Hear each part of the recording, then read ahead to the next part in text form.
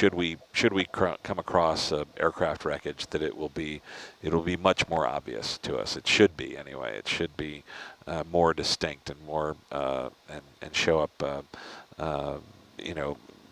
seem more uncommon from what and distinctive and separate itself from what we've been seeing up till now. So. And that was the thought process in going back up to the northern part and Yeah. getting those last Yeah. 6. Mm-hmm. Exactly.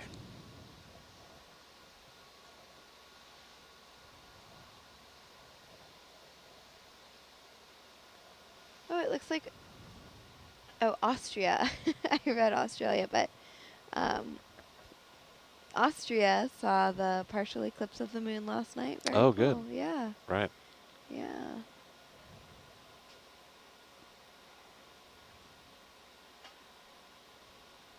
I think the last eclipse of any kind I saw was in 2017. That was the solar eclipse in August. Mm-hmm. That was a pretty incredible one. Did anyone else on board see it? Did anyone see it from the Nautilus? Yeah, the ship was off the coast of Oregon, like right in the path of totality. No way. Yeah, pretty much in the path of totality. So Wow. it was a fun viewing party on board. Yeah, I bet. Did you guys have the special glasses? We did. It was a little cloudy that day, being Oregon and all. Yeah, it often is. Yeah. I was in Montana, so Nice. a little bit further north, but it wasn't totality, but it was pretty close.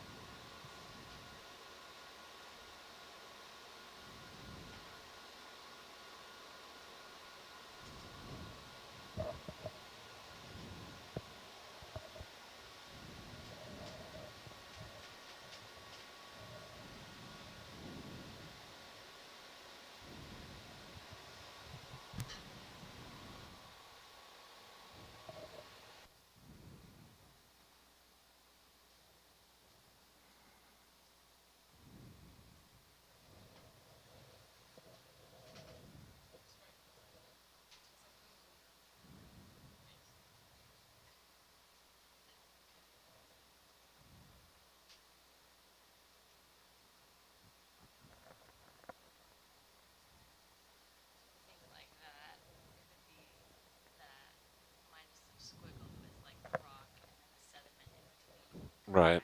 Right. Yeah.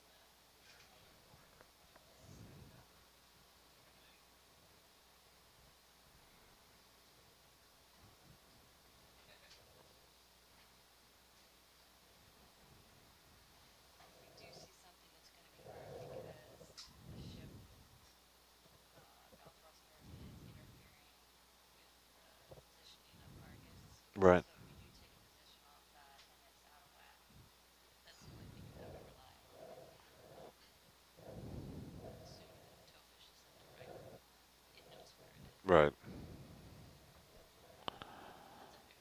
Yeah. Passing over a pretty good rock right now. You're talking about in the Argus cam? Yeah.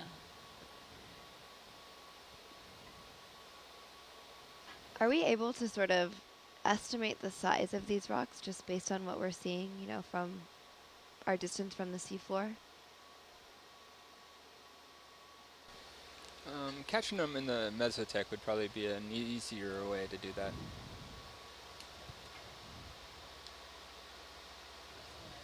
I think we decided the field of view in the camera is about 20 meters across, right? Because the field of view of the camera itself is 90 degrees.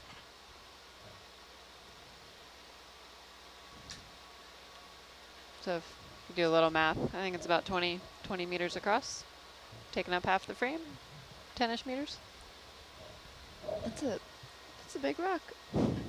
It's like 5 swimming pool depths. Yep. Yeah, that's massive.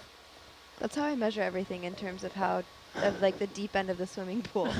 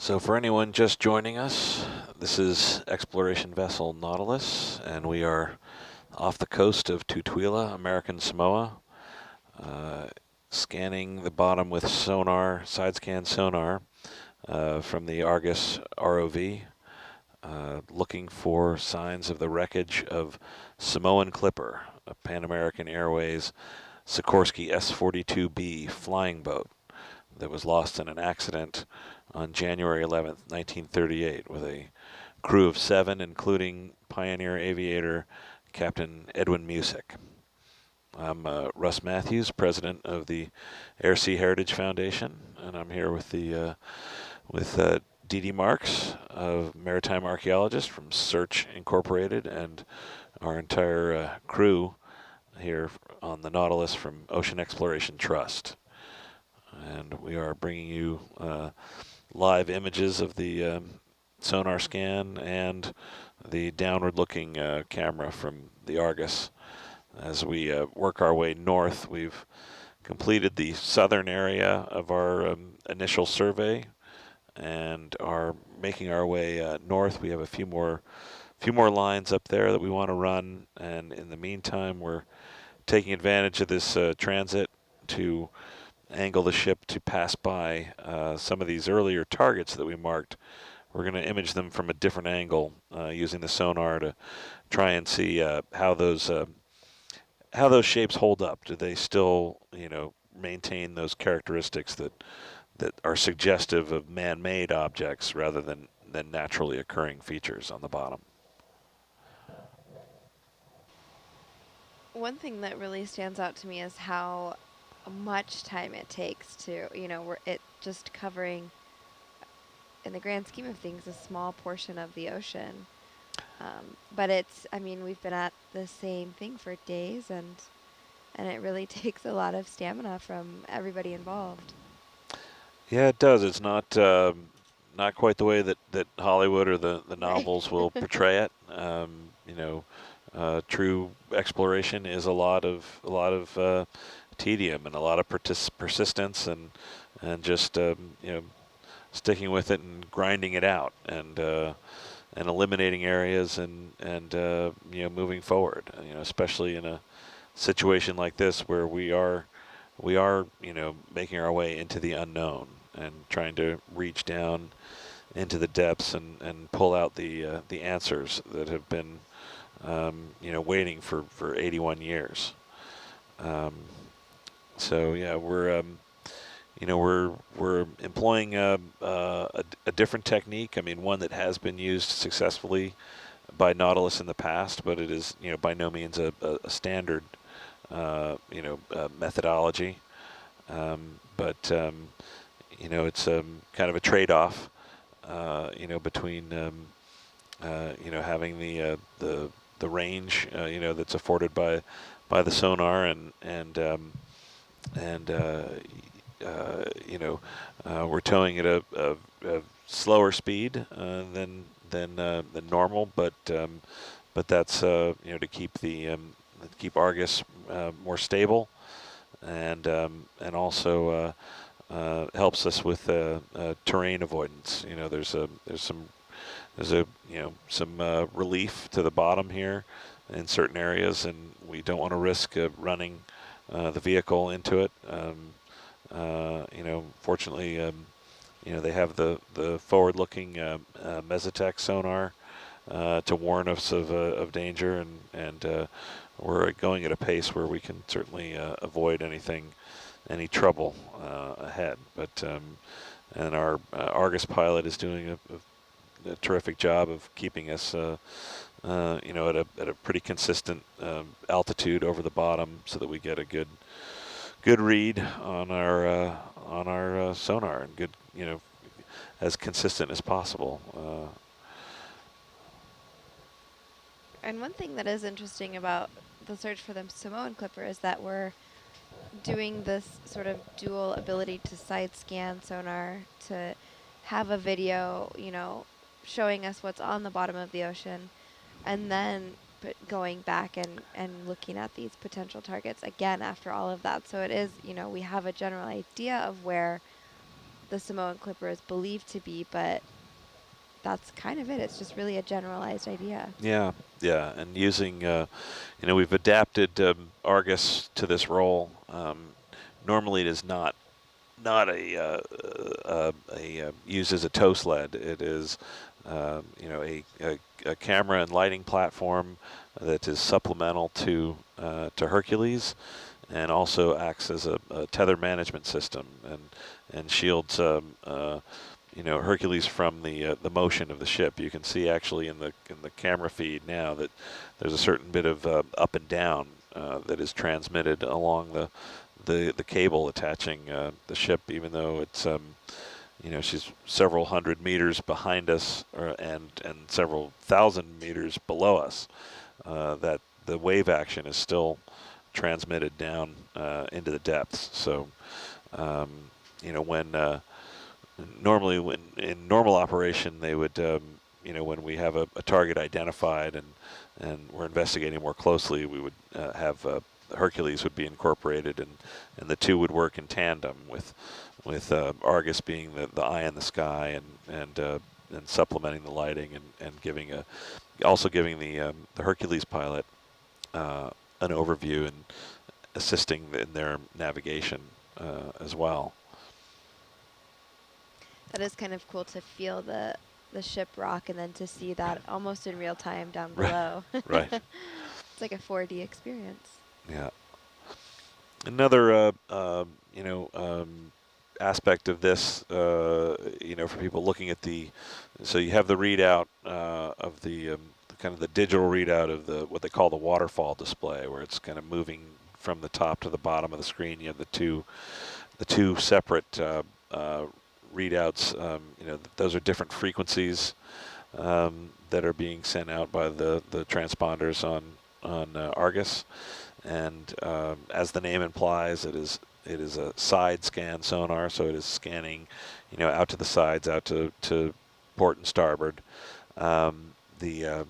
The acoustic signal does not go straight down, so there's kind of a null area of coverage that's just called the nadir, which is that black band down the center. But the unique thing about this configuration is that since Argus is primarily a camera platform, there is a downward-looking camera mounted in exactly that position. So we are not blind as we normally would be with just a standard tow fish. We are getting a visual record of what is passing directly beneath the vehicle, so we can be confident that we're not actually passing directly over something and missing it that way. You know, I think that would be kind of the secret nightmare scenario of anybody out here looking for a particular object like Simone Clipper, that we might somehow inadvertently run directly over it and not see it. So there's no danger of that happening. And together the two, the side scan sonar and the visual from Argus, that gives us a view of a couple of 100 meters. It does, yeah. I think, Dee, I think we're covering a 200-meter swath. So 300 total Oh. for the low frequency and 200 total for the high frequency. Oh, fantastic. Yeah. Good. Oh, interesting. I didn't realize the lower frequency was able to go out so much farther. Yeah, so sound travels further with the lower frequency, so you can get a little more oomph out of it versus the higher frequency that can't travel through water as efficiently. So that's why we're seeing, you know, it is somewhat similar to each other, that higher and lower frequency in that top left quadrant, but it is still very different, and that's because of the amount of space that it's covering. Correct. So the nadir in theory is exactly the same size, but because the range is different, it's just a different scale on the screen.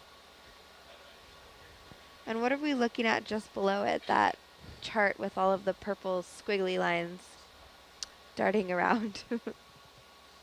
Oh, the ones that look like a heart rate monitor? Yeah. It feels like a heart rate monitor too sometimes. Yeah, I'm sure there's a more educated answer than this from someone who knows physics and sound and all that, but I believe it's just the sort of the channel and the data that's being transmitted and received back. But that's sort of the layman's answer. I'm sure I can Google that one too.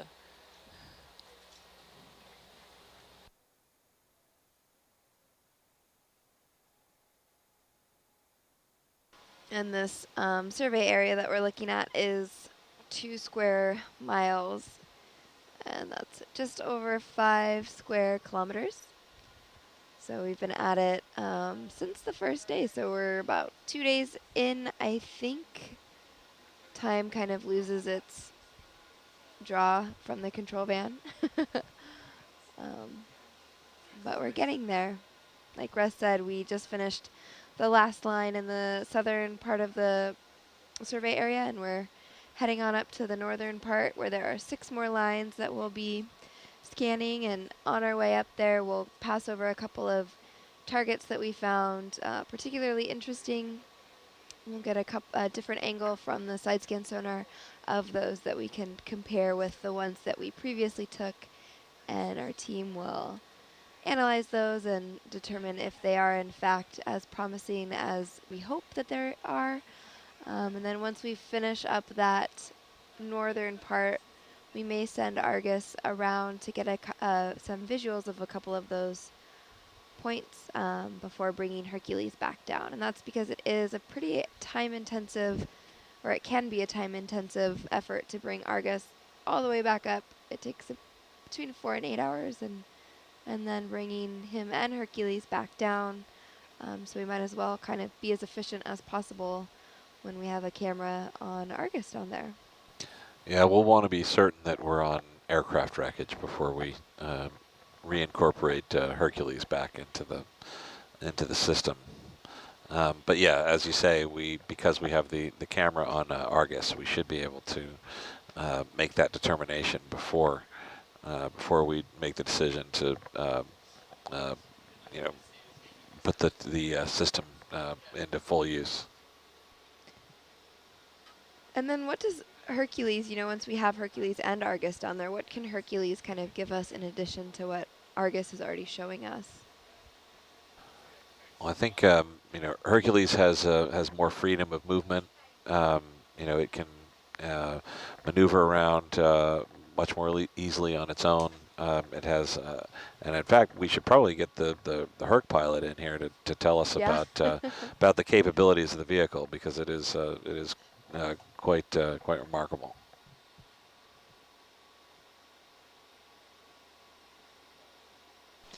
Sure, I'll take that one, but I think you were off to a good start. So Hercules does give us some additional sensors and maneuverability.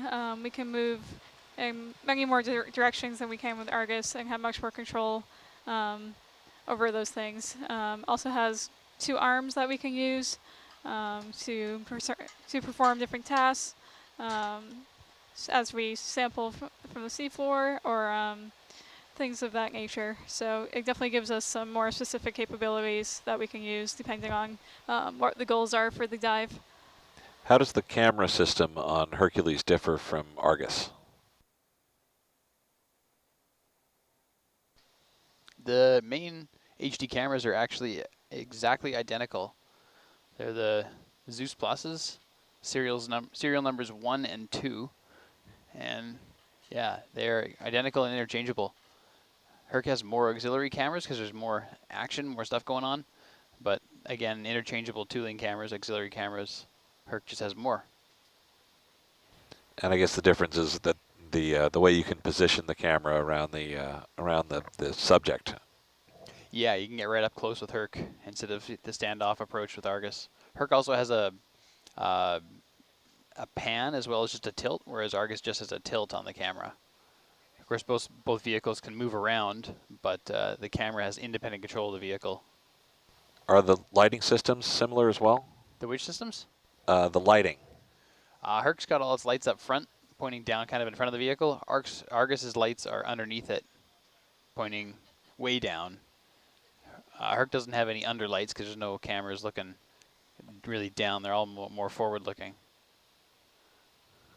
And I know sometimes you can coordinate the two and like bring in Argus and light the whole area from above and get different different setups and different lighting configurations. Yeah. Yeah, gives you some really cool shots.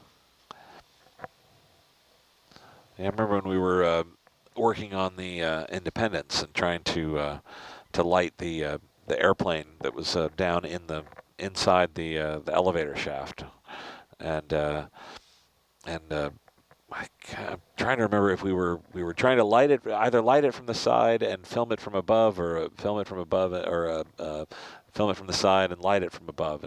But Dr. Ballard came in and suggested the really what worked out to be the best way to shoot it. I guess that story would be a lot better if I remembered which one worked and which one didn't. But he was right. So.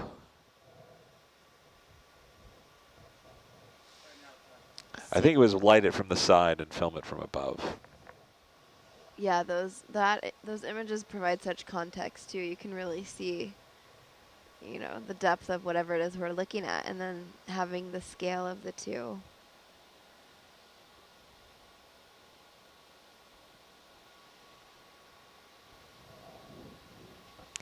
I think we passed 44, right? Yeah, past 44 and 45. I'm not sure that they might have been too far away to see. Okay. And it was really rocky.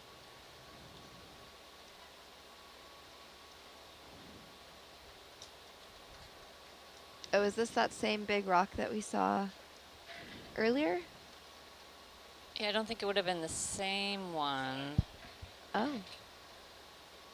An equally as big rock? This seems to be very large, though. Yeah, it's massive. It almost looks like a cowboy in that lower screen. Or is that just because it's almost midnight? Do you see? Yeah, kind of does. Yeah, like the hat on top and... Oh, kind of like facing away from you? Yeah, totally. Yep. Maybe wearing a serape. Yeah. Oh, you've been looking at a sonar map for a long time when you start seeing different figures in it.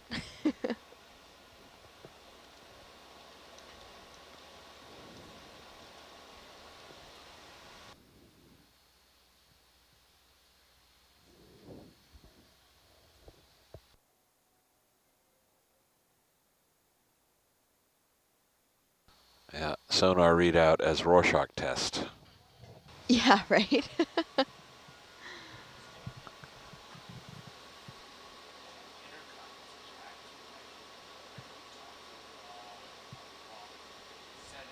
not sure we want to start analyzing all the people in this room.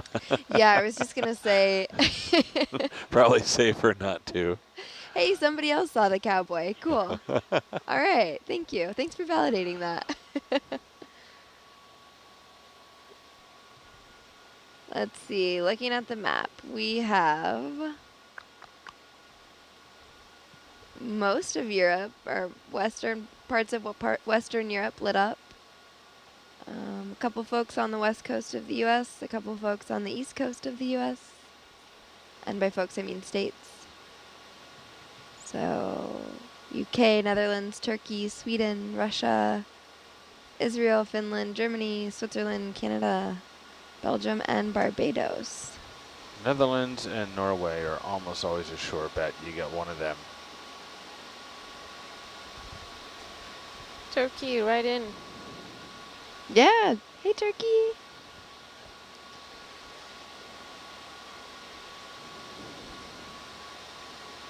Oh, somebody has an avatar that looks like a cowboy. I like to think I'm pretty good at geography, but I hate to admit, and I'm probably going to get beat up by this, about this, but I think I would be challenged to find Turkey on a map. I'm really sorry. I have a pretty good idea. You. I know. I'm admitting it. I'm being honest. As a world traveler, I'm kind know. of ashamed at that comment. I know. I'm admitting it. I'm How many owning up European to countries my... have you been in the past month? Oh, yeah. 9 now. I think. I don't know. We're right, like, now summer's starting to fall off. Right. Yeah, but, yeah, when I filled out my customs form, I it was think like- we're going to be studying the European map when we're done with this shift. Yeah, You and yeah. I. Yeah, that's a real gray area for me. Although, you know, then again, I want you to find Colorado. I can find Colorado. That was an easy one. Where's it hard? New England or the South? Like Alabama. That's probably a hard one. I feel like Alabama the is South in the is south. easy. No, but would you Along be the able to find it ocean. on the map? Yeah, the ocean states I can do, I think. Vermont? No, I suck at the Northeast. Yeah. I know, it's so bad. And like the Ohio region is a hard one for me too. What about the tropics? What about where we are now? That's a really difficult one. Oh yeah, I was studying the map on the plane. They had that See if I'm option. any good. So from the west over, is it Marshall Islands, Vanuatu, Fiji, Samoa, Polynesia, Tonga, Kingdom of Tonga. Where's Guam? Guam's up higher. I think it's further north. northern. Yeah. And then of course for any of us, you take even somebody who's really skilled at this, and you show them an image from the International Space Station, where apparently the Earth doesn't always stay north up for everybody. Yeah. And we're just completely lost. You're like looking at something, you're like, that's the weirdest landmass I've ever seen in my life. And you realize, oh, that's Florida. Which, then again, also the weirdest landmass. You said it. And you know who's where you really realize you're bad at geography is if you ever watch This Week Tonight with Jon Stewart. He'll frequently say, let's spend a moment talking about events in Syria. And there's a map of Syria over his shoulder. And he'll say, the surprising thing is most Americans aren't aware of where Syria is, to the point at which, over my shoulder, this isn't even a map of Syria. That's New Jersey. And people don't realize. Do you know where Syria is at? Yeah, I think I do. Then you know where Turkey is. I know. That's the problem is I haven't gone and looked, although I'm hoping, well, Maddie's over here trying to do the South Pacific, so maybe I can peek at a map. Yeah, someone else said if you can find Greece, you can find Turkey. I can find Greece. Yeah. Yeah. Yeah, it's right across. Okay. Good. So maybe it's not the big mystery I thought The other it was. side of the Aegean Sea. Wow, there are so many islands in the South Pacific, Yeah, I island know. nations. Yeah. Okay, so we're starting in Australia and we're working our way east. Well, if you kind of stay in that band, that sub-equatorial band, it's almost, there's a group, and then you do the next group below us. So like, Right. Okay, so like that's one group. okay, I and see. then- So starting at the equator, we'll go. Oh, New Caledonia, I forgot them Yeah, too. Are they so- in there? Yeah. Yeah, they're down there. Yep. Guam's way up Yep. next to Palsu, Micronesia, Kiribati, and then we have the Solomon Islands. Kiribati. Kiribati? Yes. Yes, please forgive my pronunciation of any of these. Nauru? I don't know that one. I think it's Nauru. Nauru? I think I'm making this way more difficult for myself than I need to. It also looks like an eye test from over here. I know. I'm like 6 inches away from the screen. Okay, Wallis, Futuna, Tuvalu, Tosalau.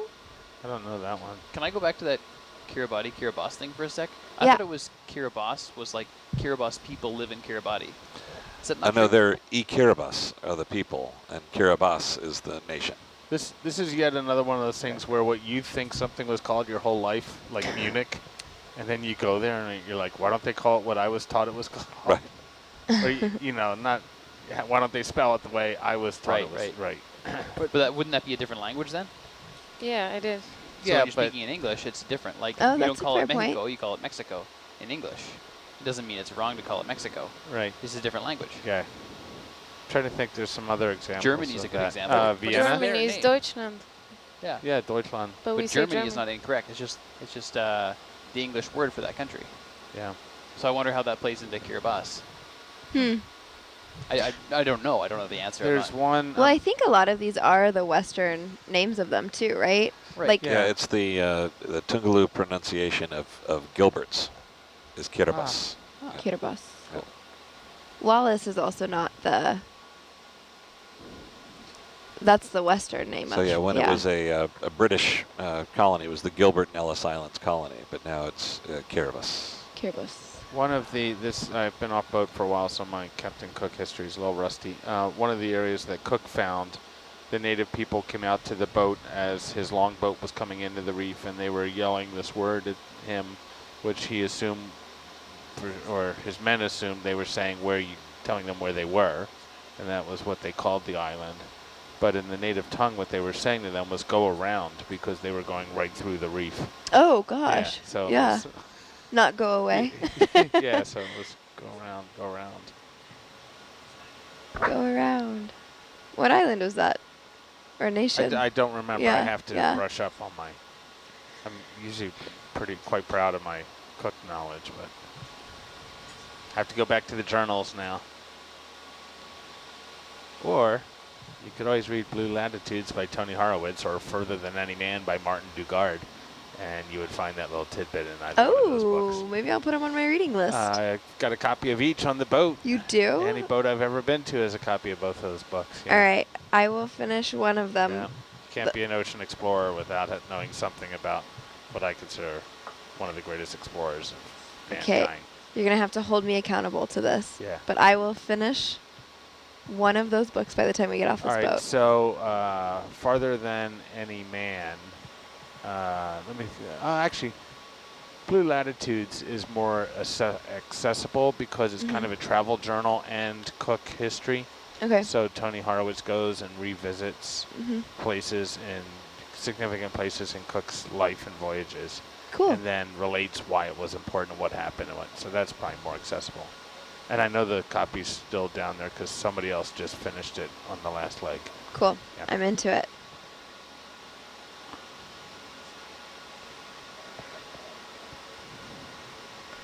Do we have any Pacific Islanders watching?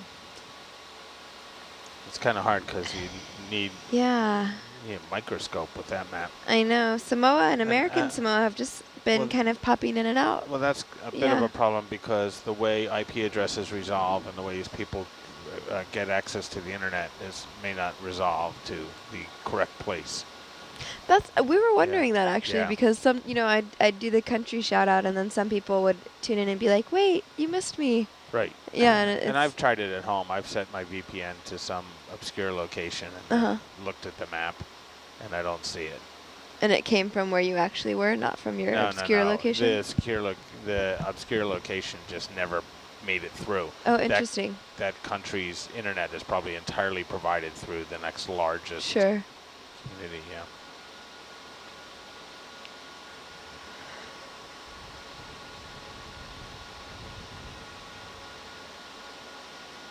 I think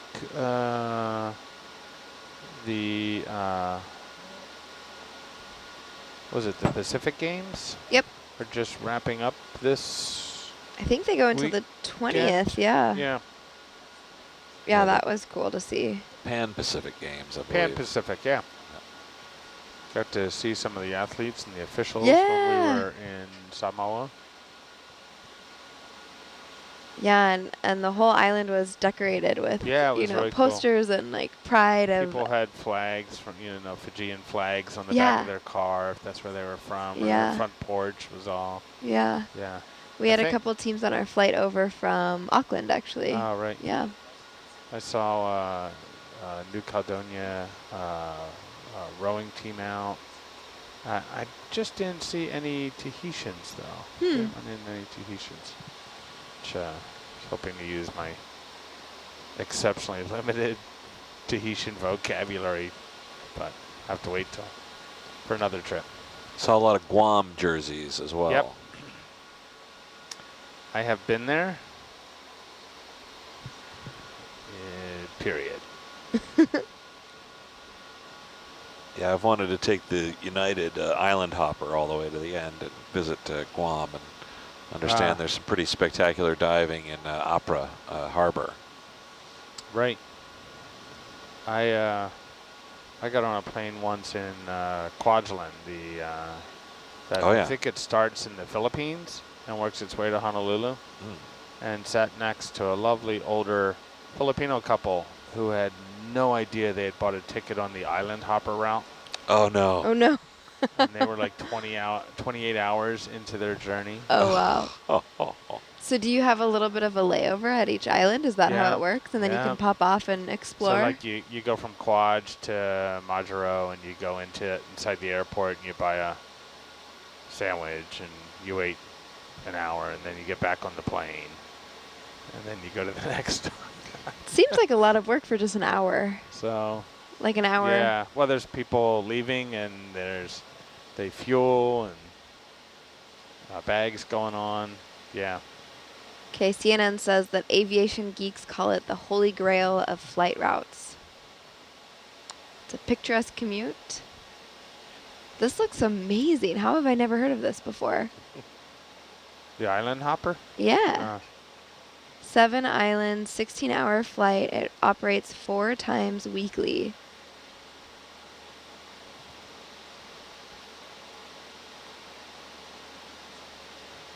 I'm glad it's not more often because we came into Kwajalein and just missed a flight out. So we had to wait, I think it was 5 days for the next one. Oh boy.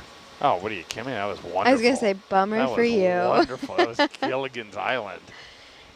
It does say at some of the smaller islands they have a fire truck manned and ready at the side in case they're needed or they are needed to douse the tires and cool off the brakes in between stops. The Kwajalein airport has no fencing, and you're warned not to walk across the runway at any time. Oh, wow. And there's no taxiway, which is pretty common in Pacific Islands. So the plane goes out onto the runway, goes to the end, and does a U-turn. Yep, and then takes off, and you're like wheels up beach. Yeah, that's how have you ever been to Sitka? No. Okay, that's how the runway is there, Yeah. actually. And you're flying in, Yeah. big airplanes. Yeah. And you look down and this little tiny runway, like, starts and stops in the middle of the ocean. Yeah. It's pretty wild. Then Juneau has a mountain conveniently located at the end of the runway. Oh, yeah. Yeah. Just a little buffer zone. Yeah, here's a little bit of an ascent for you. A long time ago when I was working in Anchorage, we were working with this comedian at the time named Yakov Smirnov. I forget what his real name is, but he had just come from Juneau. And he was asking us, he said, I just came from the city of Juneau. When we took off, the plane just just zoomed high. And we're like, oh yeah, there's a mountain at the end of the runway. He's like, oh, well, thank God that he zoomed high. He said, I was thinking to myself, this man must love the sky. I just have to be near it. It's just quite a dramatic. I can't wait to get back. I don't know who to ask this, who to direct this question to. So I'm going to throw it out to the room. The Coda Octopus sonar system that was featured in the Osborne Bank expedition. Oh, ooh, how do I forget all about these things? Yes. So yes, all right, why would I'm we remembering this now. Yeah, so why would maybe we opt to use the side scan sonar as opposed to using another sonar system like the Coda Octopus? The Coda Octopus, that was the thing, I don't know if Trevor's on or not. That was the thing that just looked inside. Were we looking inside caves with that? The Coda Octopus? Yeah. There was a that tube. just looks inside. It's a volumetric mapping system that looks inside cavernous regions directly in front of you. It doesn't look out to the sides at all. It's just for something in very, very close proximity, and it has to reach out and hit something solid. So it does a point cloud that then gives you a volumetric model of what you're looking into. So it's a great tool for that need. But here what we need to do is look over a wide area with some finer detail, and all we're looking at is the bottom. So it's a flat plane, and we need to look across that flat plane and see if we can locate something. Our colleagues on the NOAA ship Okeanos Explorer were in this region 2017, I think. April 2017. There we go. And they mapped this area using the Kongsberg EM302 on the Okeanos. And so we have that bathymetric data, but that at this depth doesn't provide anywhere near the amount of information to find something like what we're looking for. You could put a hangar full of those things down here, and I'm not sure we would be able to pull it out with the 302 with the resolution that has. So side scan is the perfect application for what we're trying to do right now. I hope that's and I am not a sonar expert. I'm the video engineer. So as I encourage my interns all the time, consider the fact that I may be wrong.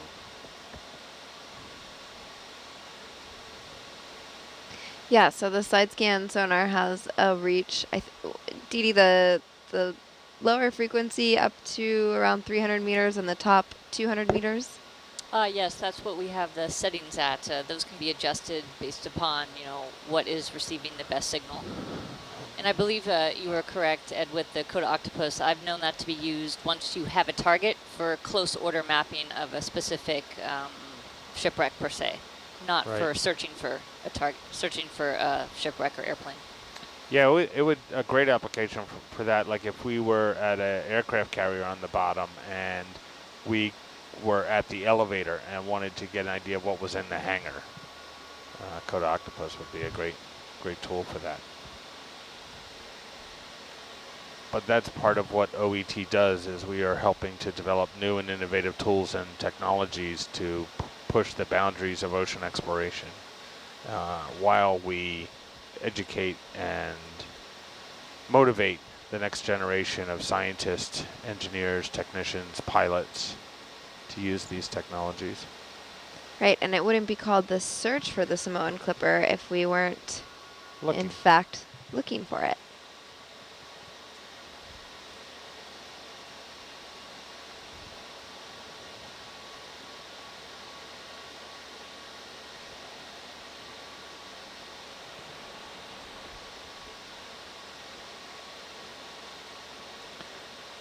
We were joking around, I don't know if it was this watch or not, that in the true spirit of ocean exploration, so people can really understand what it's like to find something, even where we have great information about where it probably is, this size in the ocean, that we should just lock down our media so that if when we do find this, if you want to join and view and see what's going on, you have to watch all of the footage up until the point that we find it. Like, no more of this, like, you just get to join when it's cool and interesting. It's not chutes and ladders. Yeah. You don't get to go all the way to the good stuff. We've been at this for, what, 48 hours or so? 2 days-ish? Yeah, just a couple days. Yeah, yeah. But right, Russ, you said this earlier. It's like that's what'll make this find so sweet, is this build-up and anticipation and waiting. Exactly. We got to earn it. Yeah. It's Christmas Eve without knowing when Christmas will be. Exactly. Oh, that would be torturous for a kid. I mean, yeah, I guess we're just grown-up kids. Yeah. Did Santa come? Yeah. Not yet. Not yet. That's how I feel every morning that I wake up. Hey, guys, what's new? It's funny, too, because it's not a competitive part, is people want to be the ones on watch when this thing, slides into view on the edge tack, or when, if we're super lucky, on camera. Yeah. Which is much less likely. You don't want to deprive anyone else of that, but boy, you sure want it on your watch. Yeah. Yeah, I want to, like, feel it. Yeah. I don't think anybody's going to be disappointed if they wake up and walk into the mess and see this aircraft on the monitors. Nobody's going to go, oh, rats. Wait, can you just back up a little bit and wait till I head up there? I'd be totally cool with that. Yeah, I would have okay no problem whatsoever. Knock yourself out. But, do wake me up if exactly. If you see it. Exactly. Yeah, we should all have like a push alert on our phone. Yeah, that might be worthy of a toot on the ship's horn.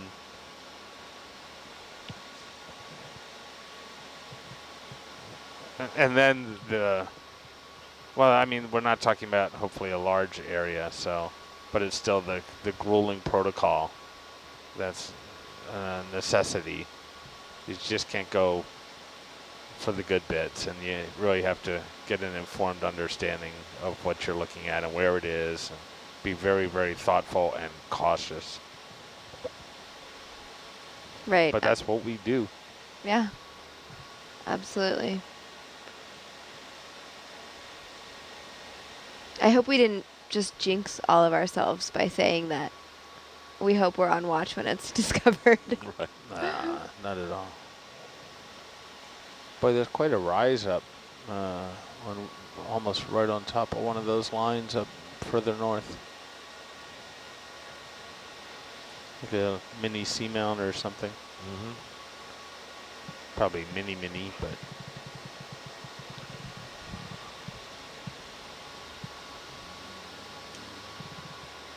Which one are you looking at? I was looking at what's down on Sat 3 on our feed, and there's up in the top left quadrant there. There's By target very 16. small pinnacle that, yeah.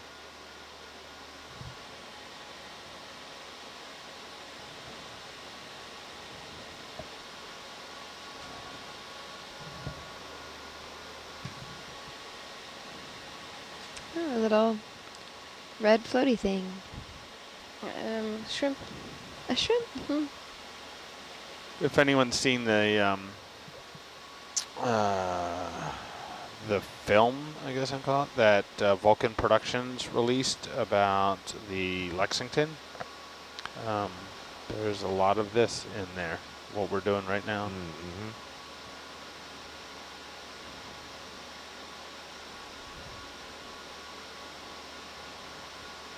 Did they make it proportionate in terms of how much no, film I time? mean, Like 90%? I felt that it was enough to give people a feel for what it's really like. That's good. Especially a number of targets that they were plucking out, thinking that might be it, that might be it.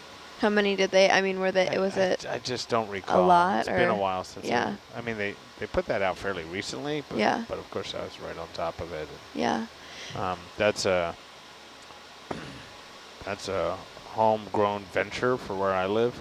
Oh, interesting, yeah.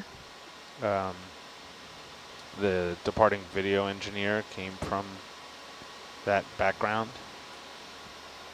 So- Cool. Philly? No, Is that what you're talking about? Or you're talking from about- Seattle, from Vulcan.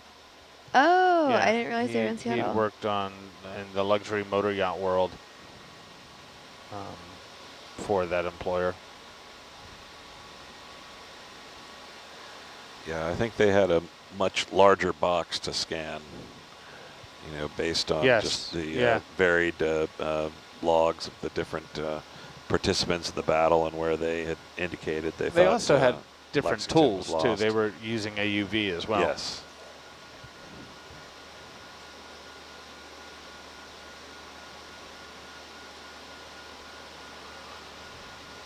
I had not seen the AUV they were using before. It was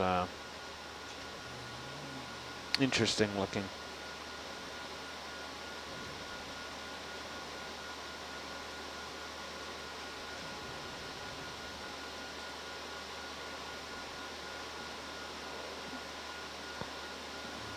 I think they might have been in a fairly benign bottom as well, which is super helpful. Mm-hmm.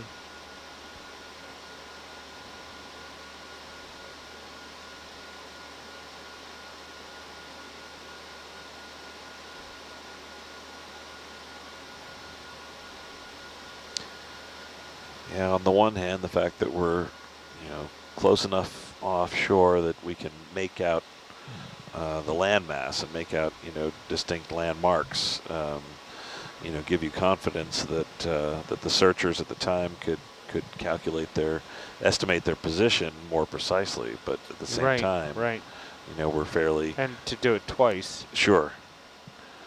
But you know, also we're close enough that that we're getting some of the contours and the from this volcanic island that we're near.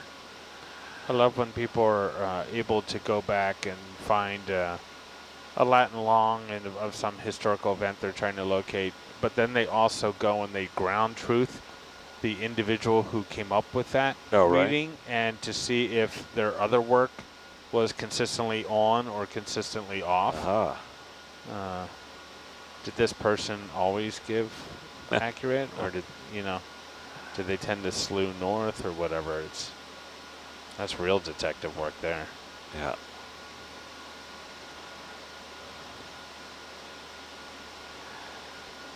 Yeah, and that's interesting. I mean, we don't know exactly what the source was for the lat long as it's provided in the Bureau of Air Commerce report. Was that based on Lieutenant Williamson's estimate, or was it based on Chief Bogan's navigation on the Avocet?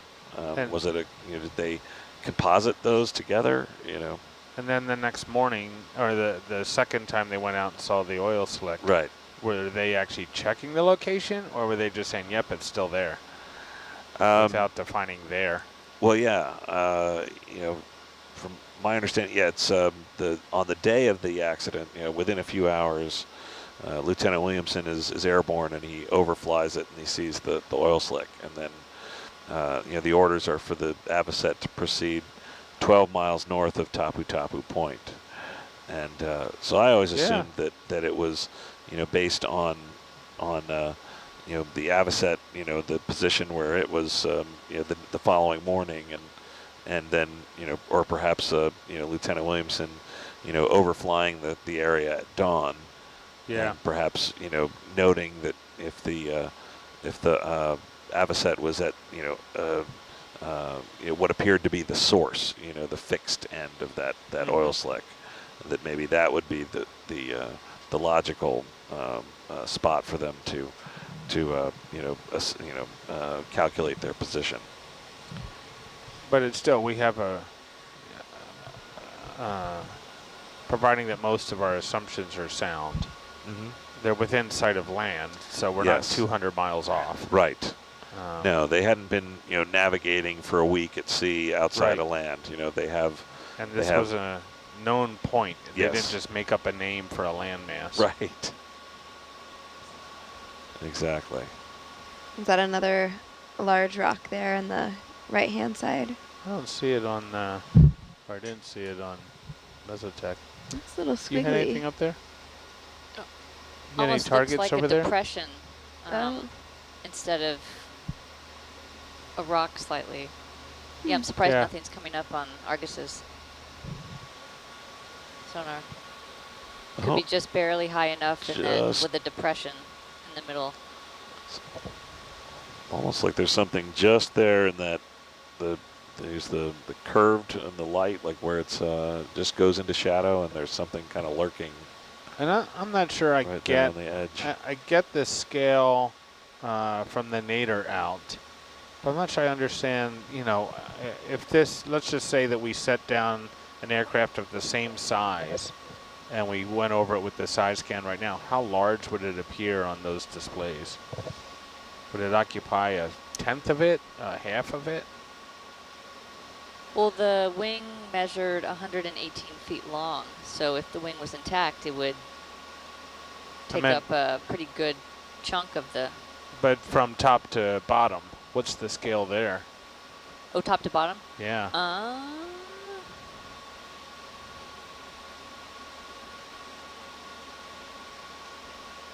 That's a good question. My mind is drawing a blank at 11:30 right now. Right. When you save the target, you can then measure with a measurement tool. Okay. So that's my preferred answer. Right, at that's this a good time answer. of night. I'll accept that. Okay. Funny thoughts and words just kind of stop working properly. Brian was asking a question the other day with some